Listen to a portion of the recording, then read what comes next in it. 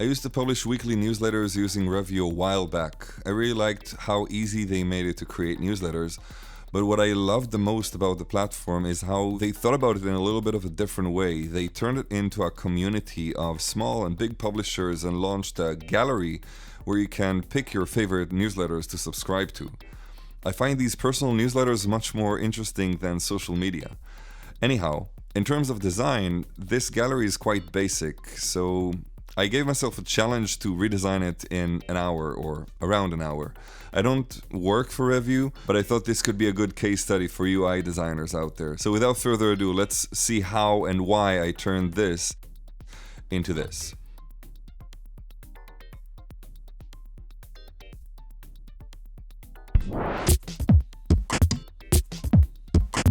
I started with changing the background to light gray. This will allow me to use white as the card background, and I'll also add a very light drop shadow to the card and blur it out completely. I find this technique makes for a nicer background in the browser, although you might notice it doesn't really render that nicely in video with a YouTube compression. Anyhow, once the background is done, I bring all the elements that I want to have on the card into the project. The original card shows only the name of the newsletter, a short description, a logo, and a subscribe button. What I want to do here is make a bit of a taller card to help create a more focused layout, and this will also allow me to bring a bit more content into the card itself. Now, Revue uses two fonts on the site, Merriweather for the page headers and Lato for the rest. But I think we should actually replace the Lato with Merriweather when it comes to the newsletter name. It's an elegant font, and it's a bit more complex than Lato, and because we don't really use any images in this layout, we need to rely on typography and white balance to create a compelling layout. So by putting Merriweather at the top, we create a more dynamic layout. Now, the subscribe button is the main call to action on the page, so I'm filling it with a brand color to bring it to the front. I'm also playing around with the font sizes and white spaces, as I said, to create a better hierarchy, and I'm aiming for a composition that is easy to glance through to get a quick overview of what the newsletter is about. This balance between font sizes is quite critical in such composition. As I said, with no images aside of the little logos we have here, we have to rely on the quality of the fonts and typographical composition to create a compelling layout, which is a little bit trickier than when you have images. Now, once the card is sort of done, I'm creating a grid of cards. In the original design, each category has its own header, and I'll keep that here too, but I'm limiting the amount of cards visible on the screen to 3, with an option to scroll through horizontally for more. This has two functions. First, it will make it easier to focus the visitor's attention. And second, if Revue wants to promote a certain newsletter over another, they can simply put them first in order.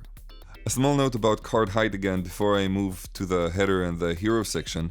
The original card's height depend on the text amount, but this makes for a very unbalanced, uneven overall composition. It can be fixed fairly quickly by simply keeping the cards all the same height and controlling the amount of text allowed. Alright, with the grid sort of done, now let's have a look at the header or hero.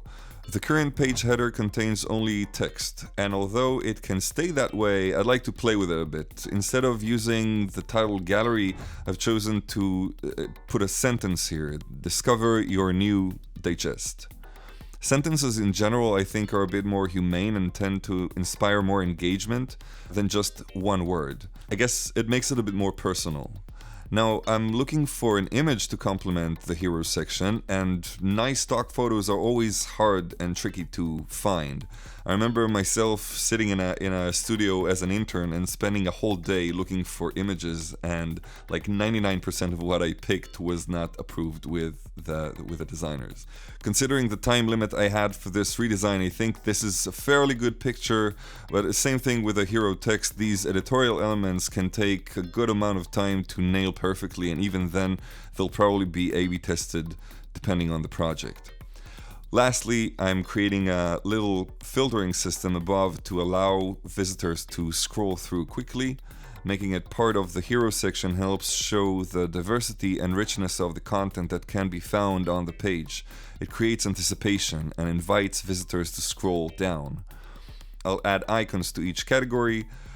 The original design also had emojis there instead of icons. I'm changing it slightly just to have simpler icons so they don't really draw too much attention. I want the focus to be on the content, and again, I'm just trying to create a simpler layout, a more minimal and focused composition that allows us to draw the attention of the viewer to what we want them to see, the content.